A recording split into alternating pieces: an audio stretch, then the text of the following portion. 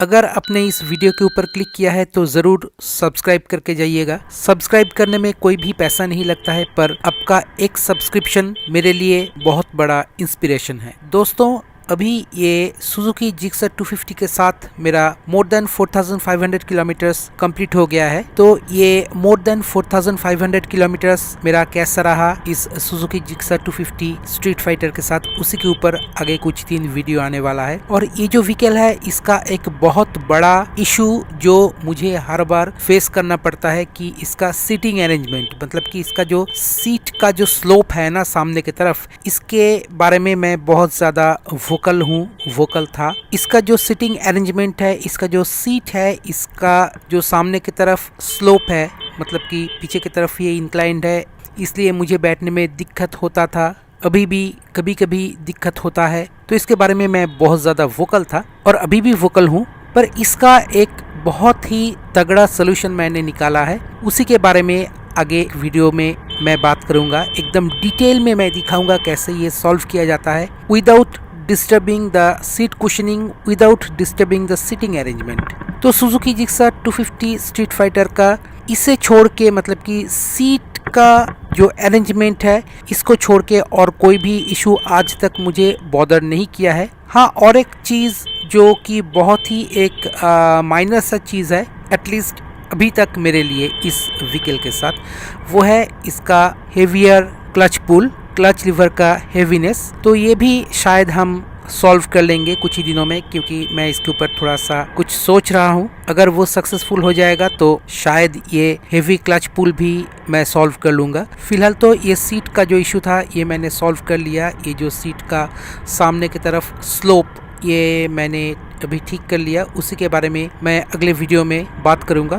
तो ये जो वीडियो है ये एक कंप्लीट राइड वीडियो है, जस्ट एक राइड वीडियो है, क्योंकि सुजुकी जिक्सर 250 स्ट्रीट फाइटर के साथ राइड करना एक बहुत ही मज़ेदार बात है, बहुत ही एक प्लीजिंग सूदिंग एक्सपीरियंस है। जब भी मैं इस व्हीकल को लेके निकलता हूँ किसी भी कारण से, तो ये व्हीकल हर बार मेरे होठों पे मुस्कान ला देता है। तो चैनल को सब्सक्राइब कीजिए, मेरे वीडियोस को देखिए, मेरे वीडियोस को अपने दोस्तों के साथ शेयर कीजिए, क्योंकि मेरे वीडियोस हमेशा ही इंफॉर्मेटिव होता है। इन्फॉर्मेशन की जरूरत तो सभी को पड़ती है। शायद मेरे वीडियोस एंटरटेनिंग ना हो, पर उसमें भर भर के इन्फॉर्मेशन होता है, चाहे वो लैपटॉप रिलेटेड हो, चाहे वो मोबाइल फोन रिलेटेड हो, चाहे वो टैबलेट रिलेटेड हो, फैन रेगुलेटर रिलेटेड हो, मोटरसाइकिल या स्कूटर रिलेटेड हो। मेरे जो वीडियोस है उसमें आपको सिर्फ स्पेक शीट पढ़ पढ़ के बताया नहीं जाता है, उसमें बहुत सारे टेक्निकल नो हाउस शेयर किया जाता है। सुजुकी जिक्सर 250 स्ट्रीट फाइटर का जिस इशू के बारे में मैं हमेशा से वोकल रहा हूँ वो है इसका सीट, मतलब कि इसका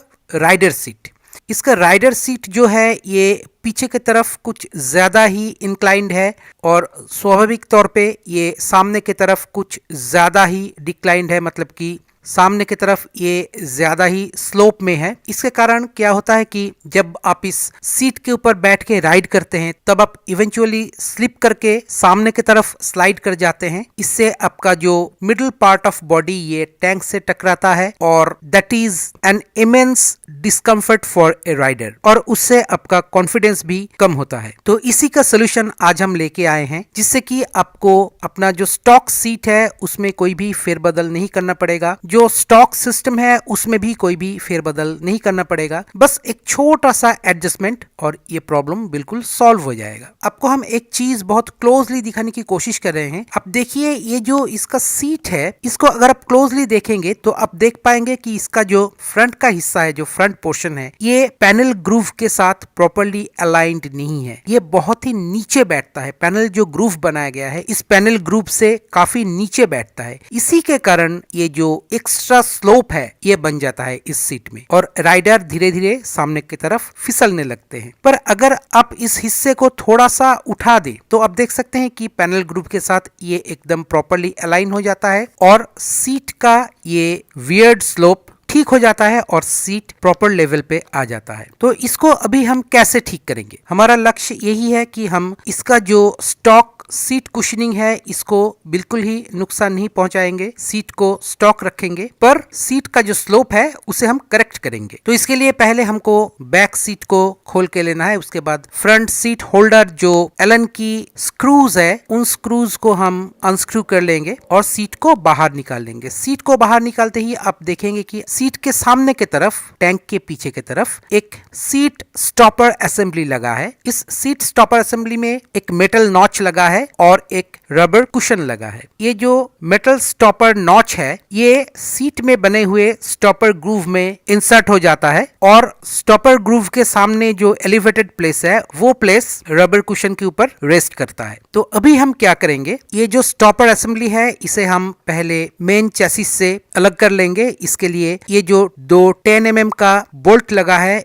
इन बोल्ट्स को अनस्क्रू करेंगे तो आसानी से ये स्टॉपर असेंबली बाहर आ जाएगा। इसके बाद हम स्टॉक स्क्रू नट के डबल 2 स्क्रू नट ले लेंगे। एक्चुअली डबल तो नहीं लगेगा, इससे छोटा ही लगेगा। जितना लगेगा आप मेजर करके कट कर लीजिएगा। आप देख सकते हैं कि ये आसानी से इसमें फिट हो जाता है। ऐसे ही आपको चेक करके लेना है कि इसका जो थ्रेड्स है ये ठीक हो। और एक ऐसे स्पेसर लेना है, आप प्लास्टिक का भी ले सकते हैं, रबर का भी ले सकते हैं। मैं प्लास्टिक का लेना सही समझा इसलिए मैं प्लास्टिक का इस्तेमाल करूंगा। अभी ये लंबा नट और स्पेसर के मदद से मैं इस स्टॉपर असेंबली को थोड़ा सा हाइट दूंगा, उससे सीट का जो फ्रंट हिस्सा है वो थोड़ा सा ऊपर उठ जाएगा और ये वियर्ड स्लोप का इशू ठीक हो जाएगा। तो आप देखते रहिए मैं इसे कैसे करता हूं। तो ऐसे करके स्टॉपर असेंबली के नीचे मैं स्पेसर्स को डाल के नट्स को स्क्रू इन कर दिया और सीट को बैठा के प्रॉपरली इसके बाद देखना पड़ता है कि स्टॉपर मेटल नॉच जो है ये सीट के स्टॉपर ग्रूव में प्रॉपरली जा रहा है कि नहीं, इसे बार बार देख लेना जरूरी है। तो वो सब मैं चेक करके सीट को जब इसके ऊपर सेट कर दिया, बैठा दिया, तो आप देख सकते हैं कि पैनल ग्रूव जो है उसके साथ सीट का फ्रंट पोर्शन का अलाइनमेंट कितनी अच्छी तरीके से बैठा है। उसके बाद सीट होल्डिंग स्क्रू वगैरह सब लगा दीजिए और अभी हम आपको क्लोज व्यू देने की कोशिश कर रहे हैं कि पैनल ग्रूव के साथ अभी देखिए कैसे प्रॉपरली ये सीट अलाइन हो गया है। इससे क्या हुआ कि सीट का जो कुशनिंग है, स्टॉक कुशनिंग है, उसके साथ भी छेड़छाड़ करने की कोई जरूरत नहीं पड़ी और ये वियर्ड स्लोप का जो इशू था वो भी सॉल्व हो गया क्योंकि सामने की तरफ से सीट एकदम प्रॉपर हाइट में बैठ गया। आप देख सकते हैं एक्चुअल में ये कोई डिजाइन फ्लॉ नहीं है, ये जो स्टॉपर असेंबली है उसका हाइट का इशू है। सुजुकी को चाहिए इसको रेक्टिफाई कर दें। इस वीडियो के जरिए आप जरूर सुजुकी जिक्सर 250 का एकमात्र जो इशू है सीट का इशू, ये आप सॉल्व कर सकते हैं। इससे आपका सीट का स्टॉक कुशनिंग भी बरकरार रहता है और सीट भी प्रॉपर जगह पे आ जाता है और राइडिंग कंफर्ट एकदम 10 on 10 हो जाता है। तो दोस्तों अभी के लिए बस इतना ही। अगर ये वीडियो आपको अच्छा लगा तो लाइक, शेयर और सब्सक्राइब करना मत भूलिए। मिलते हैं अगले वीडियो में, तब तक देखते रहिए चंदन टॉक्स। नमस्कार और अभी लेट्स एंजॉय द राइड।